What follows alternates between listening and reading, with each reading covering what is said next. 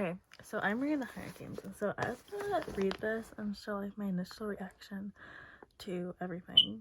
It's sort of like when you when someone like tweets a live thread of them like listening to an album for the first time. That's how I'm kind of doing with this. So I'm on page 13 right now. So far, Gail's been introduced, and she's talking about how she was confused. Like he was someone talking about having kids, and then she was like, we have nothing romantic. But I guess he had a crush on her. They don't put that in the movie. They don't specify that in the movie that she never felt for anything for him. Because like in the movie, you would think they sort of had something going on, but then like they really didn't in the book. So far that I've read. Madge's introduced, who also was not in the movies, which I really don't get why they just wrote out a whole character. Like she seemed kind of important. They also never said they never even like showed.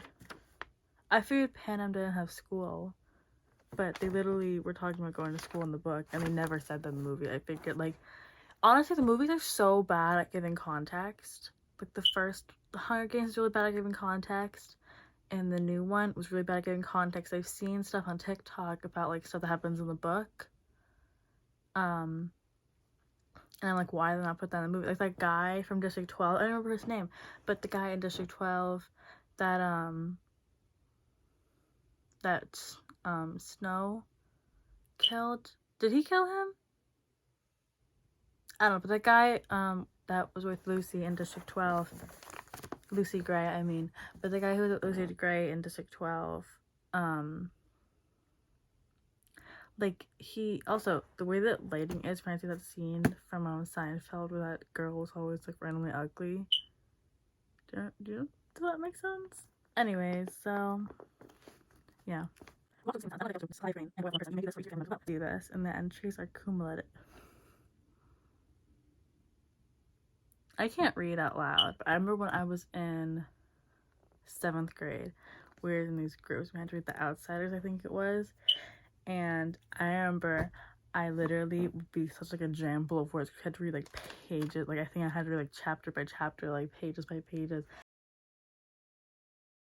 Every year I have needed to do this, and the entries are cumulative. So now, at the age of 16, I'm also 16. My name will be in the reaping. My name will be in the reaping 20 times.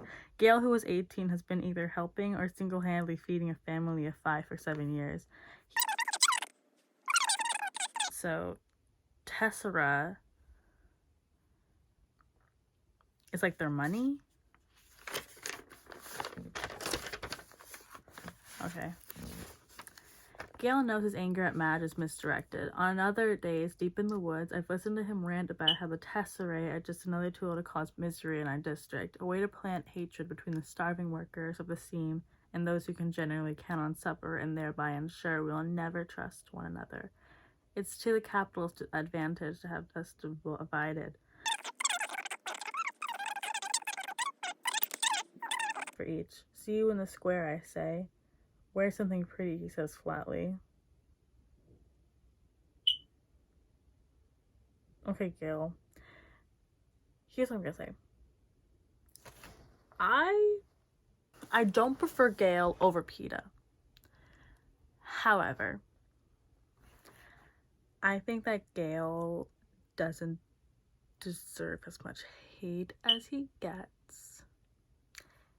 Because he's sort of like, the way he acts, like he's not the best person, but being called the Prim Reaper is sort of much.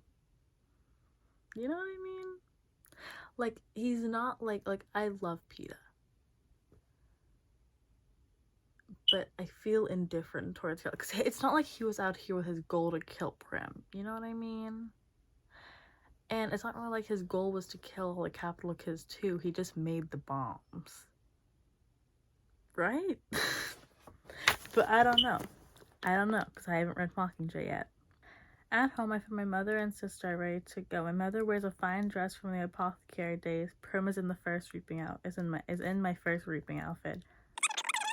We drink milk from Prim's goat, Lady, and eat rough bread. And eat the rough bread. I can't read. and eat the rough bread made from the tessera grain, although no one has much appetite anyway. At 1 o'clock we head for the square. Attendance is mandatory unless you are on death's door. This evening officials will come around and check to see if this is the case. If not, you'll be imprisoned. Airs fill with Madge's father, Mayor Undersea, who's a tall, balding man, and Effie Trinket, District 12's escort, fresh from the capital with her scary white curls. Grin. Pinkish hair and spring green suit. That's different.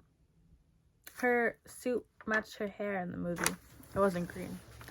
But what I did say, I always was confused why Effie was with them. Because I was like, if she's the person who just picks the people, I didn't realize that she was specifically for District 12 and they had a different person for each thing. I didn't realize that. I don't think they specified that in the movie unless that was like a little hidden thing that I just didn't realize. So she was District 12's a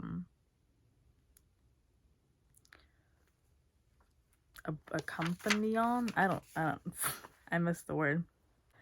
They murmur to each other, then look with concern at the empty seat. Just as the town clock strikes 2, the mayor steps up at the podium and begins to read. The same story every year.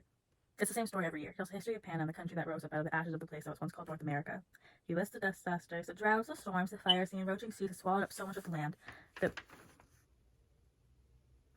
Okay, here's my problem. You know the map, man? I'm not in it. My state, none of New England, is in it. I can't even be like, oh, I'd be from district whatever, because I'm not on the map. I'm out.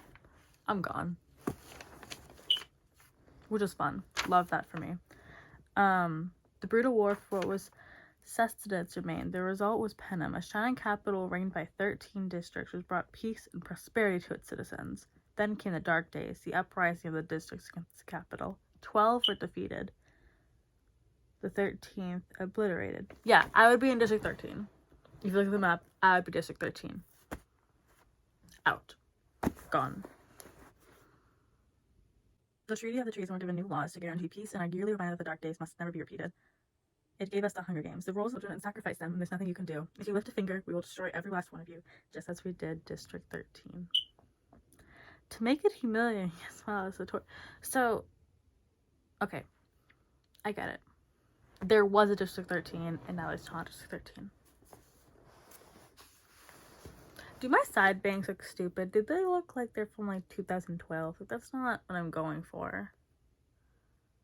No, more just 2012 would be very like, hold on. Yeah, that's 2012. Yeah, it's not,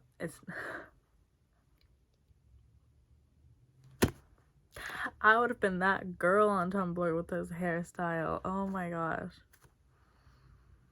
Dear Diary, mood apathetic. I dyed my hair black. My hair is naturally dark brown, and then I dyed it red when I was 15, and then I dyed it blonde, and then I went back to red, and then I went back to dark brown, and now it's just been sort of like a little game I play with my hair. I don't know. We will destroy every last one of you just as we did District 13. To make it equivalent, why did I say equivalent? That's not the word at all. To make it humiliating as well as torturous, the capital requires us to treat the Hunger Games as a festivity, a sporting event pitting every district against the others. The last tribute alive receives a life of ease back home, and their district will be showered with prizes, largely consisting of food. All year, the capital will show the winning district gifts of grain, oil, even delicacies like sugar, while the rest of us battle starvation. It is both a time for repentance and a time for thanks, intones the mayor. Then he reads the list of past 12 victors. In 74 years, we have exactly 2. Only one is still alive. Hamish Abernathy, a paunchy, middle-aged man who at this moment appears hollering something unintelligible, staggers onto the stage, and falls in the third chair. He's drunk. Very. The crowd responds with token applause, but he's confused and tries to give Effie Trinket a big hug, which she barely manages to fend off. The mayor looks distressed. Since all of this is being televised right now, District 12 is being the laughingstock of Panem, and he knows it. He quickly tries to pull the attention back to the reaping by introducing Effie Trinket. Bright and bubbly as ever, Effie Trinket trots to the podium and gives her signature, "Happy Hunger Games, and may the odds be ever in your favor." Must be awake, her curls have shifted slightly off centers into encounter with Hamish. She goes on a bit about what an honor it is.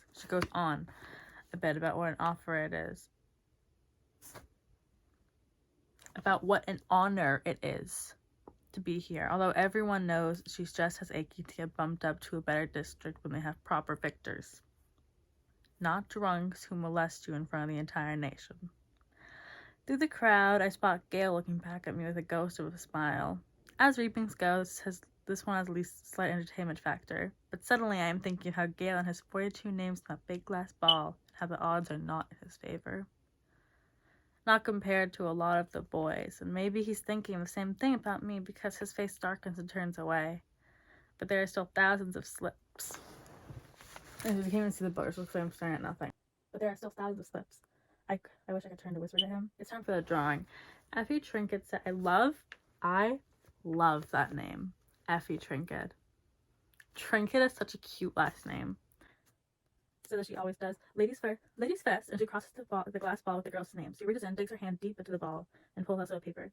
The crowd draws in a collective breath, and they can hear a pin drop. I'm feeling nauseous and so desperately hoping it's not me. That it's not me. Effie Trinket crosses back to the podium, smooths the slip of paper, and reads out the name in a clear voice. And it's not me. It's Primrose Everdeen. And that's the end of chapter 1. Now I'm chapter 2. I'm going to read the first 2 chapters first, because I missed a little bit of the first chapter. I didn't miss a little bit of the first part, but I didn't read on camera. One time when I was in a blind in a tree, waiting motionless for a game to wander by, I dozed off and fell 10 feet to the ground, landing on my back. It was as if the impact had knocked every wisp of air from my lungs. I lay there, struggling to inhale, to exhale, to do anything. That's how I feel now, trying to remember how to breathe. Unable to speak, totally stunned, as a name bounces around the inside of my skull. Someone was gripping my arm, a boy from the seam, and I think I started to fall, and he caught me. There must have been... Imagine that was PETA. I don't know if it gets there something, but imagine that was PETA. There must have been some mistake. This can't be happening. Prim was one slip of paper in thousands. Her chances of being chosen were so remote, I'd not even bothered to worry about her. Hadn't I done everything? Taken the test array, refused to let her do the same. One slip in thousands. The odds have been entirely in her favor, but it hadn't mattered. Somewhere far away, I can hear the crowd murmuring unhappily as they always do when a 12-year-old gets chosen because no one thinks it's fair. And I...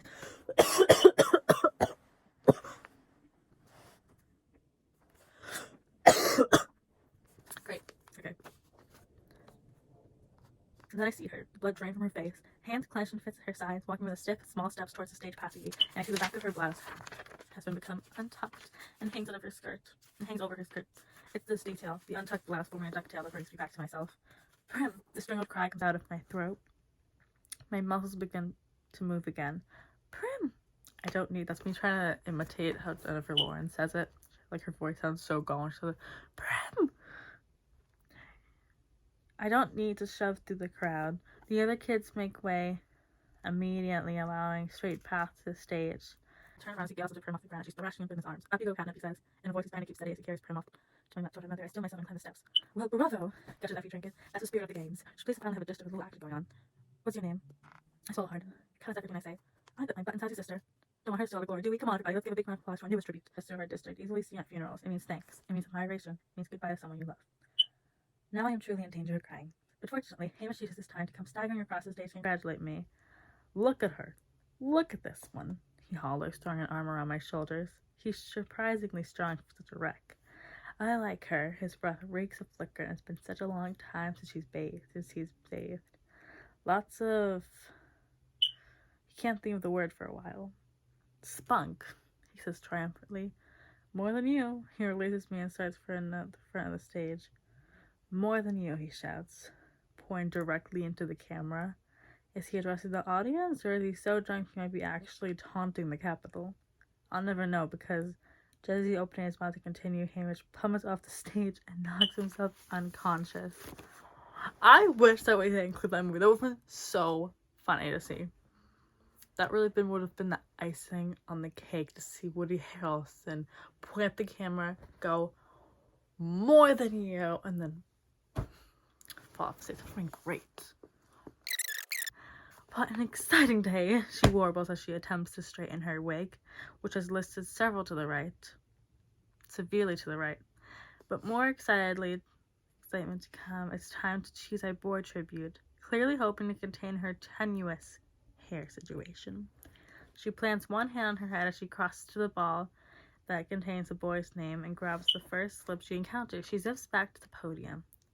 I don't even have time to wish for Gail's safety when she's reading the name. Peter Malark. Peter Malark. Oh no, I think. Not him. Because I recognize his name, although I have never spoken directly to his owner. Peter Malark. No, the odds are not in my favor today. I watch him as he makes his way towards the stage. Medium height, stocky build, ashy blonde hair that falls in waves over his forehead. The shock of the moment is registered on his face. You can see his struggle to remain emotionless. But his blue eyes show the alarm that I've seen so often in Prey. He climbs steadily onto the stage and takes his place. Effie trains after volunteers, but no one steps forward. He has two older brothers, I know. I've seen them in the bakery, and one is probably too old to volunteer, and the other won't. This is standard. Family devotion only goes so far, most people are working day. What I do is a radical thing. The mayor begins to read the long, dull treaty of treason. Hatches every year at this point. It's required. But I don't listen to a word. Why can't I think? Then I try to convince myself it doesn't matter. People like and I are not friends. Not even neighbors. We don't speak. The only real interaction happened years ago. He's probably forgotten it, but I know I never will. But I haven't, and I know I never will. It was during the worst time. My father had been killed in a mine accident 3 months earlier in the bitterest January anyone could remember. The numbness of his loss had passed, and the pain would hit me out of nowhere, doubling me over, racking my body with sobs. Where are you? I would cry out in my mind. Where have you gone? Of course, there was never any answer. The district had given us a small amount of money as compensation for his death. Enough to cover 1 month of grieving at a time my mother would be expecting to get a job, only she didn't. She didn't do anything but sit propped up in a chair or, more often, huddled under the blankets on her bed, eyes fixed at some point in the distance. Once in a while, she'd sit, stir, get up as if she moved by some urgent purpose, only to then collapse back into the stillness. No amount of pleading from Prim seemed to affect her. I'm gonna stop there because I think this has reached like half an hour and it's gonna be really hard for me to edit, so bye!